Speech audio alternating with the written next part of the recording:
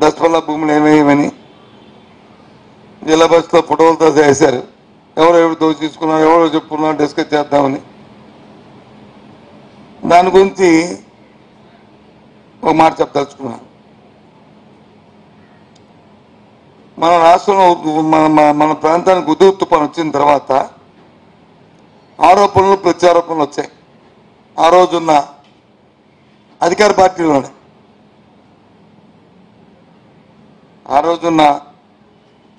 ఈరోజు అధికారంలో తెలుగుదేశం పార్టీలోనే ఆరోపణలు ప్రత్యారోపణలు వచ్చాయి.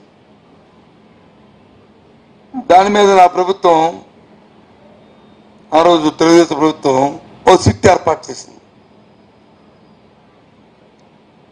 సిట్ ఏర్పాటు చేసి దాని మీద దర్యాప్తు జరపమంది. ఓ సంవత్సరం పాటు దర్యాప్తు జరిపారు. ఆ తర్వాత ఏమైందో తెలియదు కానీ ఇప్పుడు కాదు, ఆ టర్మ్స్ ఆఫ్ రిఫరెన్స్లోను 2004 సంవత్సరం నుంచి కూడా ఈ ప్రాంతంలో జరిగిన భూగా ఆక్రమణ గురించి దాన్ని వెలికి తీయాలని చెప్పని దాన్ని ఎక్స్టెండ్ చేశారు. అంటే అప్పుడు 2004 మీన్స్ ఏంటంటే ఆ రోజు రాజశేఖర గారి ప్రభుత్వం ఉంది కాబట్టి, ముఖ్యమంత్రి ఉన్నారు కాబట్టి, మీ అందరూ మంత్రులు ఉన్నాం కాబట్టి అప్పటి నుంచి కూడా దీన్ని బయట తీయాలని పెట్టారు. Okay, fine, no issue. ఆ తర్వాత అది ఆ ప్రభుత్వం ఉన్నంతకాలం దాన్ని ఓపెన్ చేయలే. ఆ తర్వాత వైసీపీ ప్రభుత్వం వచ్చింది, అందులో నేను కూడా మంత్రిగా ఉన్నా. నా సిట్ని కంటిన్యూ చేసింది. నేను కూడా 1-2 సార్లు నా ప్రభుత్వం పెద్దల దృష్టికి తీసుకొచ్చా, అది ఓపెన్ చేయండి, లేకపోతే అధికారులు కొంతమంది అనధికారులు దీన్ని ఆసరా పెట్టుకొని పరిమితి చేస్తున్నారు అని చెప్పని కూడా అడగడం జరిగింది. ఏదేమని మా ప్రభుత్వంలో కూడా కాలయాపన జరిగిపోయింది, చేయలే, ఓపెన్ చేయలే. నేను ఇప్పుడు కోరుతుంది ఏంటంటే, నిజంగా మీకు విశాఖపట్నంలో భూ ఆక్రమణలో ఎవరు ఏది దోచుకున్నారో, ఏదో మీ తెలుగుదేశం పార్టీ ఉన్న 5 సంవత్సరాల కాలంలోనో లేకపోతే మన వైసీపీ ఉన్న 5 సంవత్సరాల కాలంలోనో కాదు కదా, 2004 నుంచి ముందు దాన్ని ఓపెన్ చేయండి. అది ప్రాథమికంగా మీకు ఉంటుంది. దాని తర్వాత ఇంకెవరైనా ఇంకా జరిగి వచ్చాయంటే దాన్ని ప్రేమ పెట్టుకుని కంటిన్యూ చేయండి, కాదు తప్పలేదు. ముందు సిట్ ఓపెన్ చేయండి, నిజంగా చిత్తశుద్ధి ముందు నాయకులు డిమాండ్ చేయండి. అసెంబ్లీ జరుగుతుంది, అసెంబ్లీ అడగండి. ఎవరు తప్పు చేస్తాలే, ప్రభుత్వ పెద్దలు చేస్తే ప్రభుత్వ పెద్దలు దానికి బాధ్యత అవుతారు. లేదు స్థానికంగా ఉన్న నాయకులు, శాసనసభ్యులు లేకపోతే స్థానిక నాయకులు ఏదైనా చేస్తే వాళ్ళు బాధ్యత అవుతారు. ఫైనల్గా విశాఖ ప్రజలకి, ఉత్తరాంధ్ర ప్రజలకి ఒక క్లారిటీ వస్తుంది. ఎవడు దొంగ, ఎవడు దొర, ఎవడు దోపిడి, ఎవడు ఇదని కొంతవరకు. ఆ తర్వాత ఇంకేమి ఎక్స్టెండ్ చేసుకోండి, తప్పలేదు. దేని మీద ఎంక్వైరీ చేసుకోండి. ఎందుకంటే ప్రభుత్వం ఇప్పుడు ఉన్న వాళ్ళది వాళ్ళ హక్కు. ఒక అపోజిషన్ వచ్చి వద్దు అంటే మానేస్తారు, డిమాండర్ కదా, చేసుకోవచ్చు కదా, చేయండి. విశాఖపట్నం ఉత్తరాంధ్ర రిజర్వేషన్ గురించి నేను మాట్లాడచ్చు. ఇప్పుడు సత్యబాబు గారు గొప్ప చెప్తాను, మరి ఆయన మంత్రి ఉన్నప్పుడు ఎందుకు ఇచ్చేది నేను చెప్పాను కదా. నేను 2-3 సార్లు దీని మీద ఒత్తిడి తీసుకొచ్చాను, కానీ జరగలేదు అని చెప్పాను కదా. I complaint, I admitted. ఇప్పుడు ఓపెన్ చేయండి. అందులో ఎవరుంటే వాళ్ళు ఉంటారు. అప్పుడు రీల్స్ ఉండవు, అప్పుడు అభియోగాలు ఉండి ఇవన్నీ బయట పడిపోతాయి కదా. ఊరికి అంబిక్యూటీ ఎందుకు? లాడికి తీసాడు, లీడికి తీసాడు, అలా పేరు, ఎల్లయ్య పేరు, పుల్లయ్య పేరు మనకెందుకు?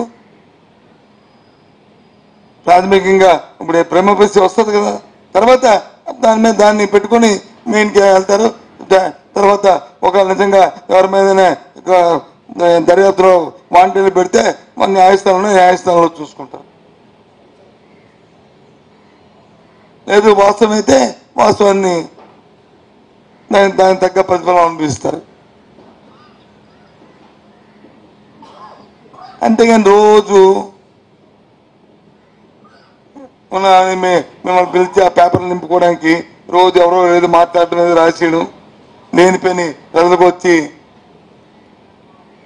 అపోలు ఇది పెట్టి ఇంకో ఇది ఉన్నది కదా వాడు చేస్తే తప్పలేదు కదా నేను చేస్తే తప్పని ఇంకోటికి లేని పని అపోలుగా రేకెత్తించడం, తప్పు చేసిన శిక్ష పడాలి కదా.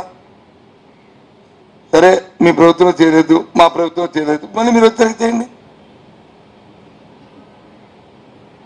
తప్పలేదు కదా. ఈ రెండు విషయాలు మీతో మాట్లాడదామనే 40 రోజుల తర్వాత మళ్ళీ మేము ముందుకు వచ్చా. ఎన్నికలైన తర్వాత ఒకసారి కలిసాం మనం, మళ్ళీ 40 రోజుల తర్వాత మళ్ళీ మేము ముందుకు వచ్చాము. ఒకటి, ఏదైతే పోర్ట్లో జరిగిన ఆ రోజు ఇంపోర్ట్ చేసుకున్న 25,000 కోట్ల రూపాయలు అని డ్రగ్స్ ఇంపోర్ట్ చేశారని సాక్షాత్తు సిబిఐ, సాక్షాత్తు ఇంటర్పోల్ దాన్ని ఛేదించి ఆ రోజున్న సిపి గారు అక్కడ వెళ్తే ఆలస్యంగా వచ్చారు, ఈయన్ని ప్రభుత్వమే ఆలస్యం చేసిందని ప్రభుత్వం మీద ప్రవర్తించడానికి, ఆ తదుపరి అది సంజయ్ ఆక్వా ఇంపోర్ట్ చేసుకొని తెలిసి ఆ సంజయ్ ఆక్వా మన భారతీయ జనతా పార్టీ అధ్యక్షురాలు అలాగే తెలుగుదేశం పార్టీ పెద్దల తాలూకా వాళ్ళ స్నేహితులు సన్నిహితులు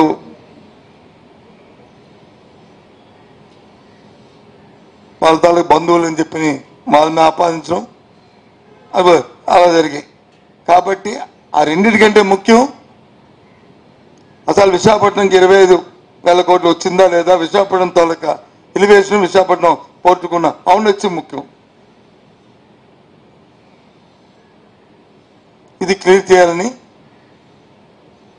రాష్ట్ర ప్రభుత్వం కూడా దాన్ని తెప్పించుకోవాలని, ఉన్న స్థానిక నాయకులు కూడా దాన్ని అడగాలని, అలాగే పార్లమెంట్ సభ్యులు వచ్చి పార్లమెంట్లో ప్రశ్న వేయాలని, అవసరమైతే ప్రధానమంత్రికో వారికి హోంమంత్రికో దాని మీద ఒక లేఖ రాసి సమిష్టమైన లేఖ రాయండి, ఉత్తరాంధ్ర 5 ఎంపీలు అని మాల్ని నేను నిన్న మా పార్టీ ఎంపీకి కూడా చెప్పాను, మీరు కూడా ప్రశ్న అయ్యింది, దయచేసి దీని మీద కావాలి. అలాగే రెండోది వచ్చి విశాఖపట్నంలో భూములు అమ్మాకంతం అయిపోయేవి అని రోజుకు ఒకరు వచ్చి స్టేట్మెంట్లు జిల్లా పరిషత్ మీటింగ్లోనూ అలాగే కౌన్సిల్ మీటింగ్లోనూ లేదు పత్రికా సమావేశాల్లోనూ ఒకరు దుమ్మెత్తి పోసుకోవడం, వీటికి అన్నిటికంటే ఒక ప్రాథమిక విచారణ సిట్ అనేది గత ప్రభుత్వం వేశారు. 2014లోను 14 తర్వాత 17 వేశారు. ఉదుగు తుఫాను అయిన తర్వాత దాన్ని మళ్ళీ 2004 సంవత్సరంకి ఎక్స్టెండ్ చేశారు. అప్పటి నుంచి జరిగిన పరిణామాలన్నీ ఎంక్వైరీ చేయమని, ఆ తర్వాత అది ఆ ప్రభుత్వం ఉన్నంతకాలం దాన్ని ఓపెన్ చేయలేదు. దాంట్లో అంశాలని తర్వాత వైసీపీ ప్రభుత్వం వచ్చింది, అందులో నేను కూడా మంత్రినే, మా ప్రభుత్వంలో కూడా వచ్చిన అప్పుడున్న అధికారులు వాళ్ళు దీంట్లో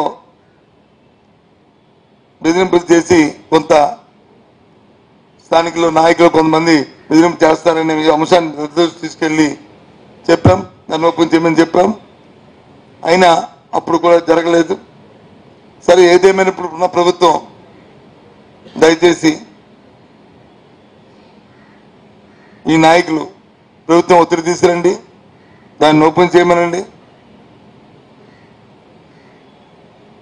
వాస్తవాలు ఏంటో తెలుస్తాయి, ఎవరు దోపిడీదారులో ఎవరు రీల్తో ఎవరు దొంగదో ఎవరు అన్నీ బయటకు వస్తాయి, దాని మీద ప్రజలకు అపోహలు పోతాయి. విశాఖపట్నం ఎలివేషను అది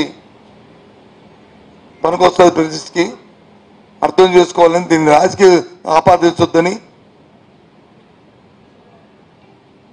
చిత్తశుద్ధి ఉంటే ఈ 2 కార్యక్రమాలు చేయాలని మాట్లాడుతుంది. దయచేసి మీ ద్వారా ఆ నాయకులకు చెప్తున్నాను.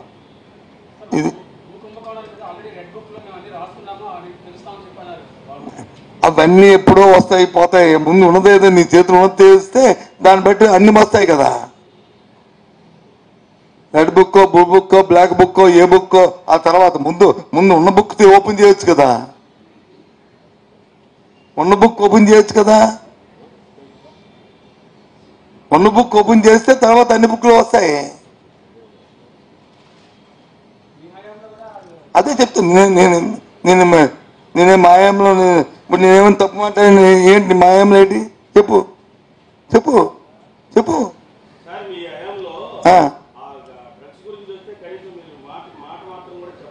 ఏమండి మార్చి మీరు రేటుకి వచ్చారు. మార్చి 22వ తారీఖు నాడు జరిగింది ఎన్నికల సమయంలోనూ. అప్పుడున్న ప్రభుత్వం మీద వచ్చి ఆపాదించారు.